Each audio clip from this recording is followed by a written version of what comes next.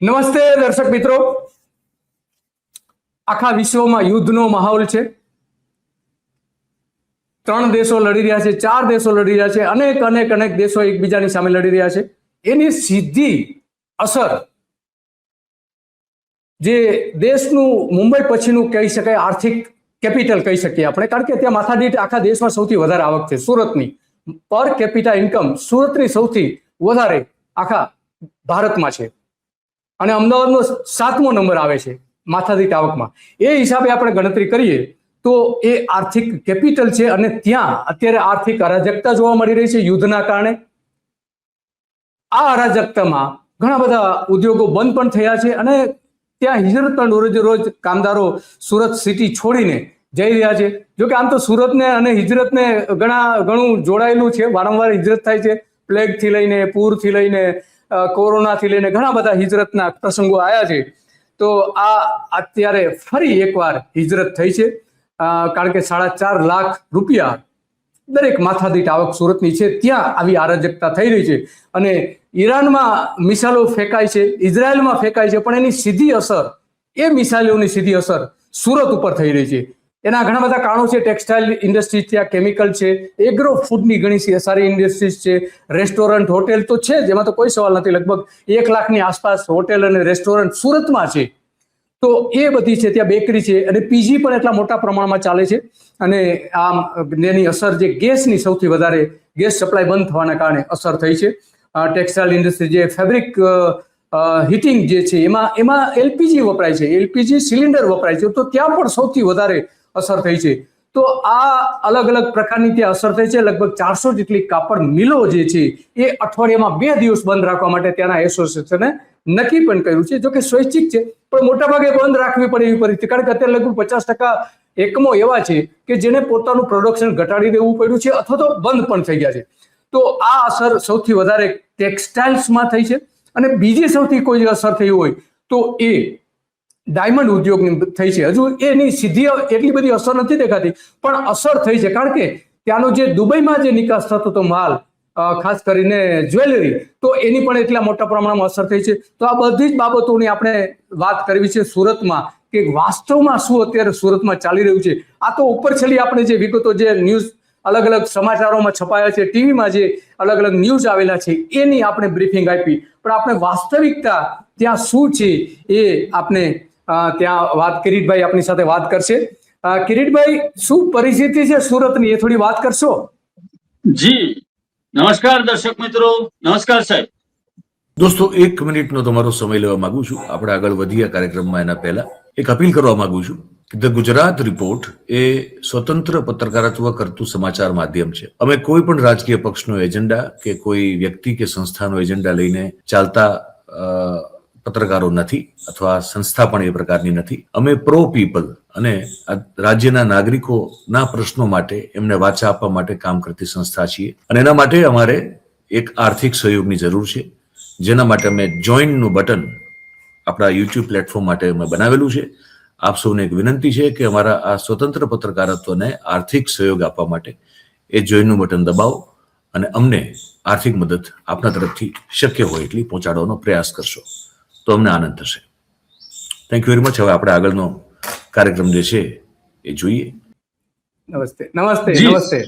જી સુરત શહેરની અંદર અત્યારે અમારા મુખ્ય ગણાતા ટેક્સટાઇલ અને ડાયમંડ ઇન્ડસ્ટ્રી ઉપર આ યુદ્ધની અસર સૌથી વધારે પડી છે. આ યુદ્ધની અસર વધારે પડવાનું કારણ એ છે કે ખાસ કરીને ગેસનો ઉપયોગ અમારે ત્યાં ડાઇંગ હાઉસની અંદર થાય છે હીટ માટે. તો ગેસ સપ્લાય જે છે એની ચેઇન ખોરવાય છે. એની સાથે કોલસો પણ વપરાય છે અમુક ડાઇંગ હાઉસમાં. 400 થી વધારે ડાઇંગ મિલ છે અમારે ત્યાં. અને એ જે ડાઇંગ હાઉસો છે એના અંદર આ હીટનો જે એનર્જીનો પ્રોબ્લેમ ઉભો થતા ત્યાં એક કાપ મૂકવામાં આવ્યો છે પ્રોડક્શનનો. બીજું, પાવરલૂમ્સ યુનિટોની અંદર પણ ગેસનો વપરાશ થાય છે યાર્નને સ્ટીમ કરવા માટે. મેનમેડ ફાઈબર સૌથી વધારે સુરતની અંદર વપરાય છે. એક અંદાજ એવો છે સાહેબ કે પર ડે ડેઈલી સુરતની અંદર 4.5 કરોડ મીટર કપડું બને છે. 4.5 કરોડ મીટર કપડું દરરોજ 24 કલાકમાં બને છે. હવે એની જે સપ્લાય ચેઇન છે, યાર્નની અંદર પણ એનર્જીનો ઉપયોગ થાય છે, તો એમાં પણ એ પ્રોબ્લેમ આવ્યો છે. બીજું કે ડાયમંડ ઇન્ડસ્ટ્રી ઉપરથી અમેરિકાએ ટેરિફ લઈ લીધો છે. ડાયમંડ જ્વેલરી અને રફ ડાયમંડ અને જે અહીંયાથી આપણે જે તૈયાર ડાયમંડ એક્સપોર્ટ કરતા હતા એના ઉપરથી ટેરિફમાં ઘટાડો કરવામાં આવ્યો, શૂન્ય કરી દીધો છે. તો અમેરિકા જે છે એ આપણે ત્યાંથી 40% જેટલા તૈયાર ડાયમંડ અને જ્વેલરી 40% જેટલું અમેરિકામાં જતું હતું. હવે ટેરિફ તો શૂન્ય થઈ ગયો, પણ એનો બેનિફિટ, એનો જે કોળીઓ છે એ મોઢા ઉપર આવે હીરા ઉદ્યોગકારોને, એ પહેલા છીનવાઈ ગયો છે યુદ્ધના કારણે. કેમ કે મોટાભાગનો વેપાર દુબઈ થઈને ચાલે છે આપણો. યુરોપના કન્ટ્રીઓની અંદર ને અમેરિકા બધા જ પાર્સલો અહીંયાથી દુબઈ જાય, દુબઈથી ડિસ્ટ્રીબ્યુટ થાય છે. મોટા મોટા બાયર્સ જે છે એ લોકો દુબઈમાં બેઠેલા છે, ત્યાંથી બધું પરચેસ થાય છે, અહીંયાથી દુબઈ એક્સપોર્ટ થાય છે. દુબઈ એક્સપોર્ટ થયા પછી આ બધી જ વસ્તુઓ જે છે એની નિકાસ અમેરિકા સહિતના યુએઈ ની અંદર થાય છે, કે ઓસ્ટ્રેલિયા જવાનું હોય તો પણ ત્યાંથી જ કન્ટેનર જાય છે, અને ચાઇનાની અંદર પણ સપ્લાય ચેન ત્યાંથી જ છે. એટલે ડાયરેક્ટ આપણે દુબઈ હિટ થતા ઇન્ડસ્ટ્રી, ડાયમંડ ઇન્ડસ્ટ્રીને પણ આનો ફટકો પડ્યો છે. બીજી વાત, કાપડ ઉદ્યોગમાં પણ મોટા ભાગના એક મિનિટ આપને રોકીશ. ડાયમંડમાં કેટલી અસર છે? ડાયમંડમાં કારખાનાઓ બંધ થયા છે, હિજરત થઈ રહી છે, કે એને પ્રોડક્શન ઘટાડી દીધું છે? કયા પ્રકારની અસર છે ડાયમંડમાં, કઈ દેખાઈ રહી છે? જી, ડાયમંડની અસર, ડાયમંડની અંદર સાહેબ જે અસર છે એ એવા પ્રકારની છે કે એ લોકોએ પ્રોડક્શન ઉપર અત્યારે થોડો કાપ મૂક્યો છે. ઓકે. જે કારીગરો અને જે કારખાનેદારો ફૂલ પ્લેઝમાં ચાલતા હતા, કે કેમ કે ટેરિફ હટી જવાને કારણે એ લોકો એવું નક્કી કર્યું હતું કે ટેરિફ હટશે તો આપણો ઉદ્યોગ બરાબર ધમધમતો થઈ જશે. પરંતુ એ પહેલા જ આ યુદ્ધની પરિસ્થિતિ સર્જાય, એના કારણે એ લોકોના એક્સપોર્ટ અટકી ગયા છે. એ લોકોના પાર્સલ આવતા પણ નથી અને જતા પણ નથી. કરોડો રૂપિયાના પાર્સલ અત્યારે દુબઈની અંદર ફિટ થઈને પડ્યા છે, ત્યાંના હાઉસમાં પડેલા છે. એ પાર્સલો હવે કઈ રીતે સપ્લાય થશે આગળ, એનો એક સવાલ છે. બીજું કે ડોલરનું ફ્લક્ચ્યુએશન જે થયું છે, ડોલરમાં જે વધારો થયો છે, 94 રૂપિયાની આસપાસ આજે ડોલર પહોંચી ગયો છે. તો એની અસર પણ સીધી ડાયમંડ ઇન્ડસ્ટ્રી ઉપર એટલા માટે થાય છે કે આપણે ત્યાં તો જે રફ ડાયમંડ આવે છે એ ફોરેન થી આવે છે, બેલ્જિયમ થી આવે છે રફ ડાયમંડ, અને દુબઈ થી આવે છે, અને એનું પેમેન્ટ ઓલમોસ્ટ દર વખતે જે ચૂકવવાનું છે તમારે, એ તમારે ડોલરમાં પેમેન્ટ કરવાનું છે. હવે સમજી લો કે અત્યારે 94 રૂપિયાના ભાવથી જે રફ આવશે અહીંયા, એ રફ ભાવ તૈયાર થઈને અહીંયાથી એક્સપોર્ટ થશે, તો ત્યારે જ ડોલર 100 રૂપિયા હશે, તો એને તો જે પેમેન્ટ કરવાનું છે 100 રૂપિયા પ્રમાણે કરવાનું છે. એટલે આ જે ફ્લક્ચ્યુએશન ડોલરની અંદર ઓલમોસ્ટ 6 રૂપિયાનો વધારો થઈ ગયો છે, જે ખૂબ જ મોટી ચેલેન્જ છે. કેમ કે 90 દિવસ કે 45 દિવસની ટર્મ ઉપર તમે જયારે માલ લીધો, ત્યારે તમે જે પેમેન્ટ તમારે ચૂકવવાનું, તમે $85-87 ભાવે માલ લીધો છે, પરંતુ તમારે ચૂકવવાનું થયું ત્યારે રૂપિયાનો, ડોલરનો ભાવ 94 રૂપિયા થઈ ગયો છે. તો જે 7 રૂપિયાનો ગેપ છે, 7 રૂપિયાનો જે ગેપ છે, એ ગેપ ડાયમંડ ઇન્ડસ્ટ્રીને ગળે ટૂંકો આપી દેશે. ઇન્ડસ્ટ્રીના જે લોકો પેમેન્ટ ચૂકવવાનું હશે એમના માટે એની સપ્લાય, એનો પેમેન્ટની ચેઇન જે છે એ ખોરવાઈ જશે. બીજું, મોંઘો રફ આવશે, તૈયાર થશે, એના ઉપર લેબર ચડશે. લેબર ચડ્યા પછી પણ જે ભાવમાં રફ એમને મળી છે, કોઈ ગેરંટી નથી કે 3 મહિના પછી ડોલર 100 રૂપિયાને પાર કરી જાય, કે 98-99 રૂપિયા જે કઈ વધશે એ બધી લોસ આ લોકોની થવાની છે. પેમેન્ટ સમયે જે ડોલરના ભાવ હશે એટલા જ રૂપીસ એને ચૂકવવા પડશે, એ તો બહુ સ્પષ્ટ વાત છે. બીજું, કાપડ ઉદ્યોગ પણ ગલ્ફના કન્ટ્રીની અંદર સુરતમાંથી બહુ મોટા પ્રમાણમાં સિલ્કની એક્સપોર્ટ થાય છે. જોર્જેટ સિલ્ક, અહીંયાના જે બીજા ડ્રેસ મટીરિયલ છે, બુરખા છે, આ બધું ગલ્ફમાં જાય છે. એ બધું અત્યારે હેલ્ડઅપ થઈ ગયું છે. તો ટેક્સટાઇલ ઇન્ડસ્ટ્રીને પણ મોટો ફટકો છે, એની સાથે સાથે હીરા ઉદ્યોગને પણ મોટો ફટકો છે, અને એના ઉપરાંત જે ઉદ્યોગ અમારો સુરતનો પરંપરાગત ઉદ્યોગ છે, જરી ઉદ્યોગ, એના ઉપર પણ આ યુદ્ધની સૌથી વધારે ખરાબ અસર પડી છે. યુદ્ધના કારણે જે ઓરિજિનલ જરી અહીંયા બનાવતા વેપારીઓ છે, એ લોકોની પરિસ્થિતિ એવી છે કે આજે 70% યુનિટોની અંદર પ્રોડક્શન હેલ્ડઅપ થઈ ગયું છે. એ લોકો ચલાવવા જ નથી માંગતા. એ લોકો નથી ચલાવવા માંગતા એનું કારણ એ છે કે 70% યુનિટો આજે બંધ છે, અને જે યુનિટો બંધ થયા છે એનું સૌથી મોટું કારણ છે કે ચાંદી, જરી, રિયલ જરી જે બને છે એમાં ચાંદીનો વપરાશ થાય છે અને તાંબાનો વપરાશ થાય છે. હવે આ બંને ના ભાવ જે છે એ વારંવાર ફ્લક્ચ્યુએટ થાય છે. એક વખત ચાંદી 4 લાખ સુધી પહોંચી ગઈ હતી કોમોડિટીમાં. તાંબાનું પણ એક પરિસ્થિતિ છે, એમાં પણ ભાવ કોન્સ્ટન્ટ ફ્લક્ચ્યુએટ થાય છે, અપ ડાઉન થયા કરે છે. એના કારણે જરી ઉદ્યોગ પણ લગભગ મરણ પથારીએ છે સુરતનો, એવું કહી શકાય. 70% જેટલી જો યુનિટો બંધ હોય તો પરિસ્થિતિ તમે સમજી શકો છો કે એના કામદારો અહીંયા કઈ રીતે એ લોકો જીવી શકે, કઈ રીતે રહી શકે કામ વગર. આ શહેરની અંદર બેકારી પહેલી વખત જોવા મળી રહી છે આવી કે આટલા પ્રમાણમાં હિજરત થઈ રહી છે. અને એક વખત પરત ગયેલા કારીગર સરકારની નીતિઓને કારણે ગામથી પરત નથી આવતા. એ લોકોને જે રોજગારી ત્યાં 100 દિવસની રોજગારી મળે છે ને એમાં જે એ લોકોને પૈસા મળે છે, ઉપરાંત એમના ખેતીના કામો હોય છે. એટલે એના કારણે સરકારની આ નીતિના કારણે પણ જે કારીગરો અહીંયાથી હિજરત કરી જાય છે એ લોકો ગામડામાં રહેવાનું પસંદ કરે છે. બીજું કે ગામડાની અંદર એને કોઈ ભાડા નથી ભરવાના, એને ગેસ સિલિન્ડર માટે કશે લાઈનમાં નથી ઉભું રહેવાનું. સરવાળે એનું જીવન ત્યાં સરળતાથી પસાર થાય છે. એને આટલી બધી ફી ભરીને બાળકોને ભણાવવા નથી પડવાના, કેમ કે ત્યાં ગામડાની શાળાની અંદર બાળકો મફતમાં ભણશે. તો આ બધી જ પરિસ્થિતિને બધી જ ગણતરીઓ જોતા એવું લાગે છે કે અત્યારે જે સુરતની પરિસ્થિતિ છે અને જે પ્રમાણે સુરતમાંથી કારીગરોની હિજરત થાય છે એ પ્રમાણે જોતા આવનારા કદાચ 6 મહિનાની અંદર પરિસ્થિતિ નિયંત્રણમાં આવશે, બધું સમૂહસૂત્રું પાર પડી જશે, યુદ્ધની સ્થિતિ પણ ટળી જશે. પરંતુ આ કારીગરોને પાછા સુરત લાવવા માટે જે ઉદ્યોગકારો છે એમને ખૂબ મોટી જહેમત ઉઠાવવી પડશે, મોટી લાલચો આપવી પડશે, મોટા પગારો આપવા પડશે. વાત સાચી. હીરામાં થયું હતું, હીરામાં હિજરત જે કરી ગયેલા હતા કારીગરો, એને પછી અચાનક જ તેજી આવી, અને તેજી આવી ત્યારે કારીગરો નતા મળતા. એટલે તમારી 100% વાત તમારી સાચી છે. અને કિરીટભાઈ, આપણે જાણીએ છીએ કિરીટભાઈ, વેપારનું જે સુરતમાં જે છે આર્થિક રિપોર્ટિંગ કહી શકાય એ સારામાં સારી રીતે કરી શકે છે. તો કિરીટભાઈ, તમારી પાસેથી એ જાણવું છે કે ત્યાં આ ગેસની પરિસ્થિતિ કેવી છે? ગેસ સિલિન્ડર ન મળવાના કારણે લોકોમાં કેવી એની અસર થઈ રહી છે?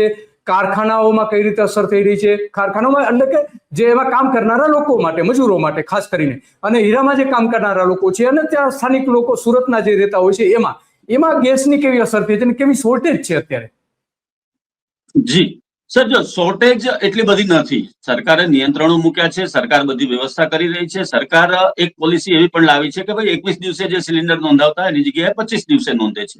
બીજી વસ્તુ કે હવે સિલિન્ડરને 10 કિલોનો કરવા માટેની પણ વિચારણા ચાલે છે. મોટા ભાગે થઈ જશે આવનારા દિવસોમાં. જે 14 કિલોનો બોટલ હતો એ 10 કિલો થઈ જશે. એટલે સપ્લાય ચેનને એ લોકો આ રીતે એડજસ્ટ કરવા માંગે છે. બીજી વસ્તુ કે કાપડ ઉદ્યોગના જે શ્રમજીવી છે, જે લોકો ઝુંપડપટ્ટીમાં રહે છે અથવા તો ભાડાના મકાનમાં રહે છે, આવા લોકો જે છે તો એ લોકોને પરિસ્થિતિ એવી છે કે લોકો 3 કિલો 4 કિલો ગેસ રિફિલિંગ કરાવીને પછી પોતાના ઘરની અંદર વાપરે છે. મોટા ભાગના લોકો, એમની પાસે પરમેનન્ટ એડ્રેસ નથી હોતું અને એ લોકો બે નંબરમાં.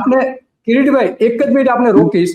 જે રિલાયન્સે ત્યાં આ બંધ કરી દીધું છે ગેસનો સપ્લાય, 3 લાખ જેટલા, તો એની અસર તો દક્ષિણ ગુજરાતમાં થતી જ હશે, સુરત અને આસપાસના બધા વિસ્તારો છે. રિલાયન્સનું જે મોનોપોલી છે ગેસ સપ્લાયમાં, એમાં ઘરના વપરાશના બોટલ કરતા એ લોકો કોમર્શિયલ સિલિન્ડર વધારે આપે છે. ઘર વપરાશના સિલિન્ડર કરતા એ લોકોના કોમર્શિયલ સિલિન્ડર વધારે છે. અને હું તમને તમારી જાણ ખાતર કહું કે અમારે અહીંયા નજીકમાં એક ઓલપાડ સેન્ટર છે, ઓલપાડ તાલુકો છે. ઓલપાડની અંદર તમે નહીં માનો સાહેબ, 5000 રૂપિયામાં જે 1800 રૂપિયાનો સિલિન્ડર છે, 1835 રૂપિયાનો સિલિન્ડર છે, એ 5000 રૂપિયામાં વેચાયાના દાખલા છે. એટલે સામાન્ય 5 રૂપિયા 10 રૂપિયાની ચા વેચનારો માણસ જે લારી ચલાવતો હોય, પોતાનું યુનિટ ચાલુ રાખવા માટે જો 5000 રૂપિયાનો ગેસ લે તો એ કઈ રીતે કમાશે? એમાંથી સર્વાઈવ કઈ રીતે થઈ શકશે? એને એક ચાએ જે 2 કે 3 રૂપિયા મળતા હોય, 5 રૂપિયાની ચામાં એને 2 રૂપિયા મળતા હોય, આપણે વધારે મૂકીએ તો, કે 10 રૂપિયાની ચા હોય તો એને 4 રૂપિયા મળતા હોય. પરંતુ જો એ ગેસ સિલિન્ડર એને 5000 રૂપિયાનો લેવો પડે. હવે તો ચાનો ભાવ પણ વધી ગયો છે. જે 10 રૂપિયા 12 રૂપિયામાં મળતી હતી, હવે 15 રૂપિયા થઈ ગઈ છે સુરતમાં. એવા પણ સમાચાર આવી રહ્યા છે. સ્વાભાવિક છે. એનર્જી એ લોકોને મોંઘી આવે છે એટલે 100% ભાવ વધવાનો છે. અને આ યુદ્ધના કારણે જે અમારા પરંપરાગત ઉદ્યોગોની આપણે વાત કરતા હતા, જરી ઉદ્યોગ અને ટેક્સટાઇલ ઉદ્યોગ અને ડાઇંગ ઉદ્યોગ, આ બધાને બહુ મોટો ફટકો પડ્યો છે. ખાસ કરીને એનર્જી સપ્લાય ચેન જે ડિસ્ટર્બ થઈ છે એના કારણે. જરી ઉદ્યોગની માંગણી એવી છે કે સરકાર અમારી સામે જુએ, અમારી જે જરી ઉદ્યોગની જે પરિસ્થિતિ છે એના પ્રમાણે અમને આર્થિક રાહત આપે, થોડું સબસિડી આપે, લોન આપે. તમામ ઇન્ડસ્ટ્રીની આ ડિમાન્ડ છે. ટેક્સટાઇલ ઇન્ડસ્ટ્રી પણ આ જ રીતે ડિમાન્ડ કરી રહી છે. વીવર્સો જે છે સુરતની અંદર, સાહેબ હું તમને કહું કે 8 લાખથી વધારે પાવર લૂમ્સ છે. એમાં જેકાર્ડ પણ આવી જાય ને ઓટો લૂમ્સ પણ આવી જાય, એરજેટ પણ આવી જાય અને વોટર જેટ પણ આવી જાય. હવે સુરતની અંદર જો આ પરિસ્થિતિ છે, પ્રોડક્શન જો હેલ્ડઅપ થશે કારીગરોના અભાવે, અત્યારે થઈ જ રહ્યું છે ઓલરેડી 50% પેલાથી જ ચાલી રહ્યા છે યુનિટો, એમ કહી શકાય કે જેની કેપેસિટી કદાચ 5000 મીટર કપડું બનાવવાની કેપેસિટી છે, તો એ લોકો 2500 મીટર કપડું જ બનાવે છે દરરોજ. તો 50% જેટલું આ જે ફટકો છે એ લાંબા ગાળે આ ઉદ્યોગને મરણ પથારીએ લઈ જશે, એ વાત ચોક્કસ છે. વાત ચોક્કસ. હા, તો સપ્લાય ચેનની અંદર સાહેબ પરિસ્થિતિ અત્યારે અચ્છા કિરીટભાઈ, આ હમણાં ટેક્સટાઇલ ઇન્ડસ્ટ્રીઝે જે આ પ્રેસ નોટ ઇસ્યુ કરી હતી ત્યાં કે અમે અઠવાડિયામાં 2 દિવસ બંધ રાખીશું, તો કેવી એની અસર છે? 100% અસર છે. જો એમાં એ જે 2 દિવસ બંધ રાખવાનું જે વિવિંગ યુનિટોનો નિર્ણય હતો, ખાસ કરીને જેકાર્ડના એસોસિએશન છે, પછી અહીંયા અમારે ગુજરાત વીવર્સ ફેડરેશન છે, federation of Gujarat weavers association ફોગવા છે, એના પ્રમુખ અત્યારે અશોક જીરાવાલા છે, એ લોકોએ પણ 2 દિવસ પાવરલૂમ્સ યુનિટો બંધ રાખવા માટેનું નિશ્ચિત કર્યું હતું. એક પરફેક્ટ ઘરનું સપનું એને સાકાર કરશે કોણ? Shrinathji group of companies. 10 વર્ષ પહેલા Dakshesh Shah started his journey એક સિમ્પલ ડ્રીમ થી. બધાનું ડ્રીમ હોમ બનાવવાનું સપનું, એ પણ અફોર્ડેબલ પ્રાઇસમાં. 2015 થી હજારો ફેમિલીઝનું સપનું પૂરું કર્યું છે, તો તમે કેમ પાછળ રહી જાઓ? આજે જ મુલાકાત લો શ્રીનાથજી સામ્રાજ્ય અને સ્વસ્તિક પાર્કની અને તમારા સપનાને એડ્રેસ આપો. તો એ લોકોનો બેનિફિટ એ છે એમાં કે એ 2 દિવસ પ્રોડક્શન હેલ્ડઅપ કરવાથી એમની પાસે જે ડેડ સ્ટોક છે, અત્યારે જે માર્કેટમાં સપ્લાય નથી થયો એવો સ્ટોક જે લોકો પાસે પડ્યો છે, એ અત્યારે ક્લિયર થઈ જશે. જે જૂના યાનના ભાવમાં, જૂના કપડામાં બનેલો છે, જૂના ભાવમાં બનેલો છે, એ સ્ટોક ક્લિયર થશે. પ્રોડક્શન હેલ્ડઅપ થવાથી એ લોકોને બેનિફિટ એ મળશે. પરંતુ અત્યારના સમયે જે ડિમાન્ડ છે, અથવા તો આવનારા દિવસોની અંદર, હવે માનો કે હમણાં શ્રાવણ મહિનાની ખરીદી અત્યારથી અમારે સુરતના માર્કેટમાં લગ્નસરા, જે આપણે ઉનાળાના લગ્નસરા આવશે મે જૂનમાં, જે આપણે ત્યાં જૂન મહિના સુધી, મોટાભાગે મે મહિનાની અંદર લગ્નસરાની ખરીદી હોય, તો અત્યારે એ ખરીદી માર્કેટની અંદર ચાલુ થઈ જાય, સુરતથી માંડીને તમામ માર્કેટોની અંદર. ત્યાર પછી શ્રાવણના તહેવારો આવે, આપણે રક્ષાબંધન, જન્માષ્ટમી, એના માટે પણ કપડું સુરતમાંથી જાય છે, ઉત્તર ગુજરાત, ઉત્તર ભારત હોય કે દક્ષિણ ભારત હોય. તો આ પરંપરાગત તહેવારોની જે ખરીદી છે, એ સપ્લાય ચેનને જાળવી રાખવી અત્યારે ચેલેન્જ છે ઉદ્યોગકારો માટે. બીજું ટ્રેડર્સો છે, ટ્રેડર્સોની પરિસ્થિતિ એવી છે કે એમને ઉપરથી પેમેન્ટ નથી આવતા, કેમ કે લોકો આજે 45 કે 90 દિવસની પેમેન્ટ ટર્મ જે હોય છે, એની અંદર પેમેન્ટ મોટા ભાગે આવતા નથી. મોટાભાગના એ પેમેન્ટો અટવાયેલા રહે છે. આગળની સિઝનના પેમેન્ટો ક્લિયર ન થયા હોય અને વેપારી નવો માલ માંગે. જો નવો માલ અહીંયાના ટ્રેડર્સો નથી આપતા, તો પણ એનું જે પેમેન્ટ છે એ અટકે છે, અને જો માલ આપે છે તો એ વધારે ફસાતા જાય છે. એટલે કેશ લિક્વિડિટીનો પ્રોબ્લેમ ડાયમંડ ઇન્ડસ્ટ્રીથી માંડીને, જરી ઉદ્યોગથી માંડીને ટેક્સટાઇલ ઇન્ડસ્ટ્રીમાં બધી જગ્યાએ છે. એ લોકો ઘણા પ્રયત્ન કરે છે કે કેશમાં વેપાર કરવાની શરૂઆત આપણે કરીએ, પરંતુ કિરીટભાઈ, તમે આ જે કેસની વાત કરી, તો ત્યાં જે દક્ષિણ ગુજરાત ઉદ્યોગ ઉપર જે એ લોકોનો જે એસોસિએશન છે, એમણે કંઈક સબસિડીની માંગણી કરી કે અત્યારે લગભગ 22,400 જેટલી ફાઇલો અટવાયેલી છે, અને એના કારણે 4,000 કરોડ રૂપિયા સરકારના જે મળવા જોઈએ સબસિડી રૂપે, એ મળી શકતા નથી. જો એ આપે તો લિક્વિડિટી વધે, બજારમાં નાણાંનો પ્રવાહ વધે, એવું એમની દલીલ છે. તો આ શું, એની વાત શું છે? કઈ સમજ નથી પડતી એવી.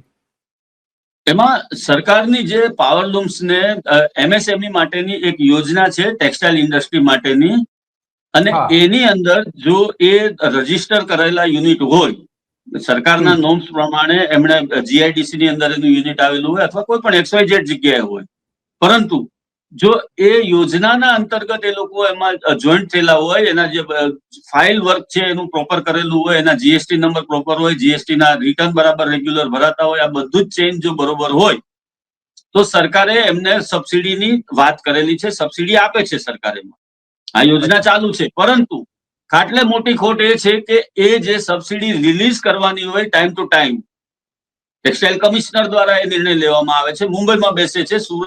સુરતનું આખું જે વેસ્ટર્ન ઝોનનું જે છે પરિસ્થિતિ, જે આપણું જે કાપડ ઉદ્યોગ છે, એ બધું જોવા માટે મુંબઈની અંદર ટેક્સટાઇલ કમિશનરની ઓફિસ છે. ત્યાંથી એ રિલીઝ નથી થતું. ઓકે, મોદી સાહેબના અંડરમાં સીધી આવે છે, એનો મતલબ એ થયો. અને એ 4,000 કરોડ રૂપિયા આપતા નથી. આમે આપણે જાણીએ છીએ ગયા વર્ષના સરખામણીમાં ગુજરાતને નરેન્દ્ર મોદીની સરકારે, કેન્દ્ર સરકારે 50% ઓછા આપ્યા છે ગયા વર્ષના 50% સરખામણીમાં. ઓછા કેન્દ્ર આપ્યા. સરકાર આપી તો અહીંયા આ 4,000 કરોડ તો બીજા રીતે રોકીને બેઠા છે. તો ખરેખર આ વસ્તુ સુરતને સાહેબ બેઠું કરવું હોય. ઘણી બધી ઇન્ડસ્ટ્રીના છે. જરી ઉદ્યોગ એટલે આજે અમારે સુરતનો જરી ઉદ્યોગ જે છે એનો વેપાર આજથી વર્ષો પહેલા, એટલે અંગ્રેજો આવે ત્યારે પણ સુરતમાં જરીના કારખાના ચાલતા હતા, આજે પણ ચાલે છે. અને અમારી જે જરી અહીંયાથી ઉત્પાદિત થાય છે એનો મોટો સપ્લાય ઉત્તર ભારતમાં થાય છે, પંજાબમાં થાય છે, અને ખાસ કરીને બનારસી સાડી જે આવે છે, આપણે બનારસી સાડી જે હા. 1.5 લાખ રૂપિયાની સાડી હોય છે કે 2 લાખ રૂપિયાની સાડી હોય છે, એની અંદર ઓરિજિનલ જરી જે વપરાય છે એ જરી પણ સુરતમાંથી જ સપ્લાય થાય છે.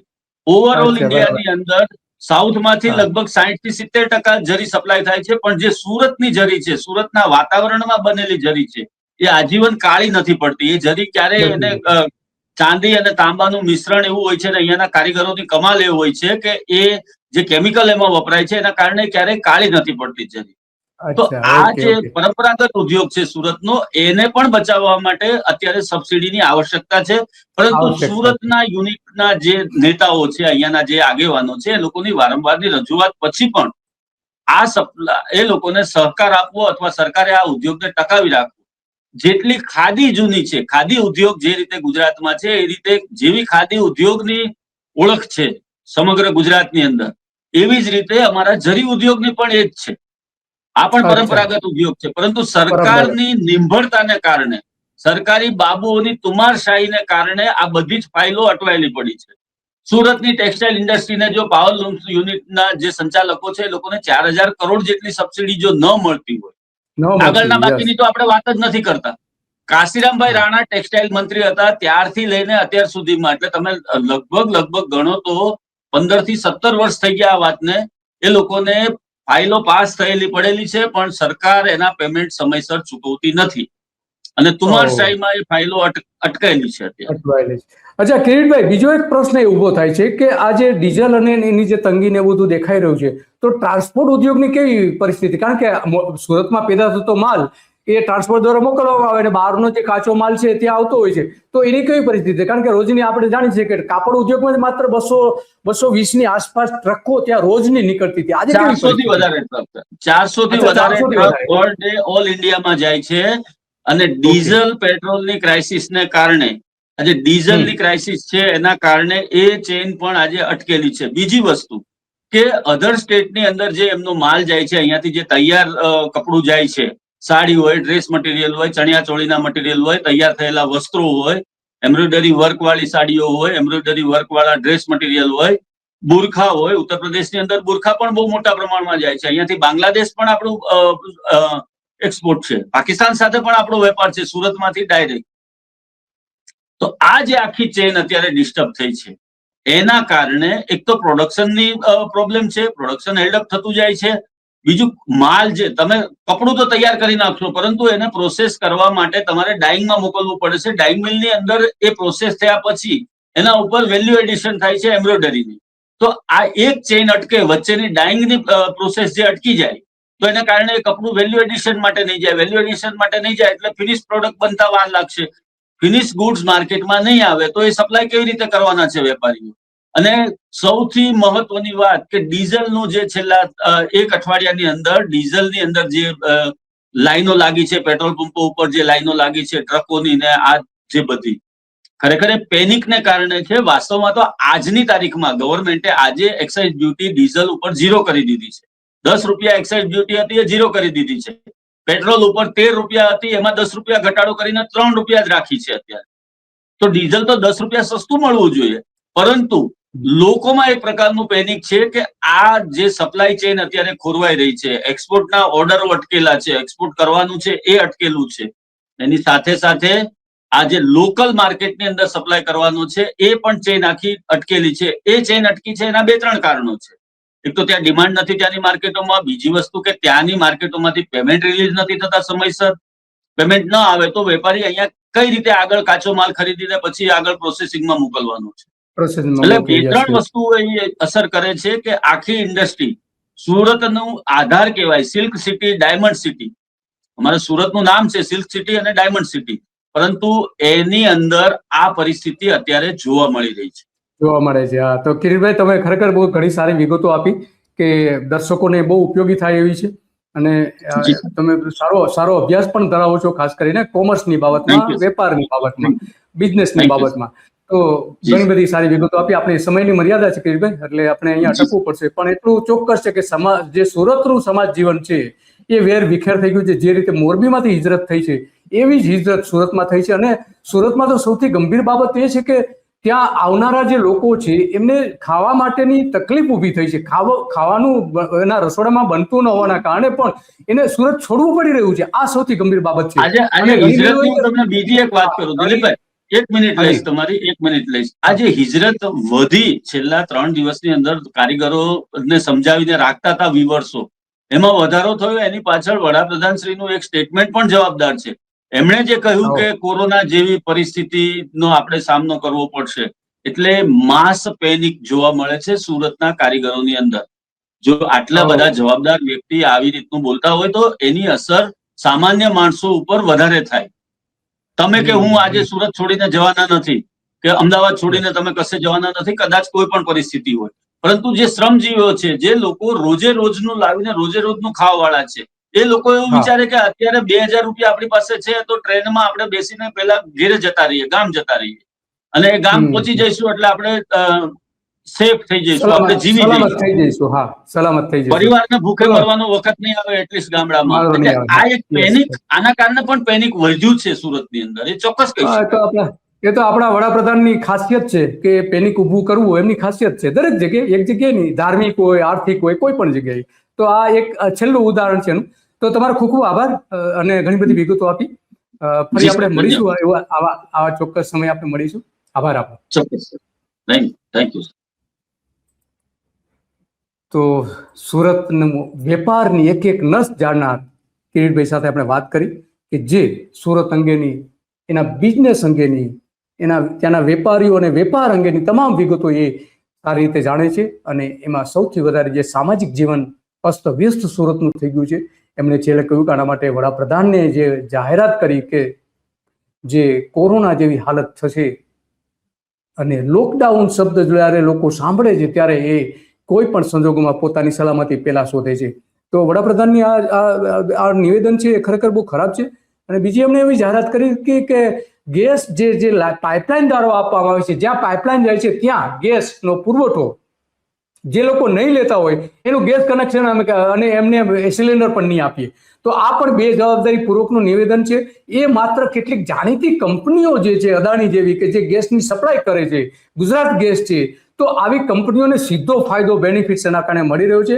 લોકોને ખાવાનું મળતું નથી. સુરતમાં ઘણી બધી મિલો એવી છે કે જેને પોતાની સામૂહિક રસોડાઓ ત્યાં ચાલુ કર્યા છે. અને એક રસોડું તો એવું સુરતમાં શરૂ થયું છે કે જ્યાં 50 રૂપિયામાં એને ખાવાનું આપવામાં આવે છે મજૂર લોકોને. તો આવી આજે હાલત થઈ ગઈ છે. આર્થિક અને સામાજિક અત્યંત ખરાબ હાલત છે. બસ આજે આટલું, અને આવી જ બાબતો પર આપણે ચર્ચા કરતા રહીશું. નમસ્તે.